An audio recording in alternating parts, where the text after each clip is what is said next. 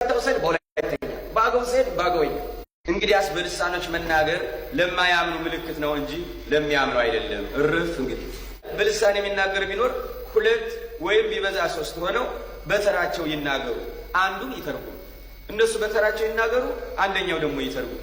የሚተረጉም ባይኖር ግን በማህበር መካከል ዝም ይበልና ለራሱና ለእግዚአብሔር ይናገር። ስለዚህ እውነተኛው ልሳን ካለ ይኸው መድረኩ፣ እውነተኛው ትርጉም ካለ ይኸው መድረኩ። ለአንዱም በልዩ አይነት ልሳን መናገር፣ ለአንዱም በልሳኖች የተነገረውን መተርጎም ይሰጠዋል።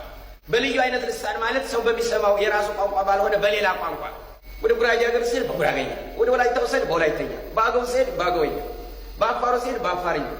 ያን ባስተምር እንዴት ግሩም ነው! እውነት እንግዲህ የተገለጠላቸው ሰዎች በኢትዮጵያ ውስጥ በመንፈስ ተሞልተን በአዲስ ልሳን በቋንቋ ተናገር እንደ ሐዋርያት ከሆነ እንደ ቃሉ ከሆነ ለምንድን ነው እንግዲህ እኔ ያወቁት ወንድም የፕሮቴስታንት ወይም ጴንጤ ብለን የምንጠራው ያማውቀው ለምንድን ነው የኢትዮጵያን ቋንቋዎች የማይናገር?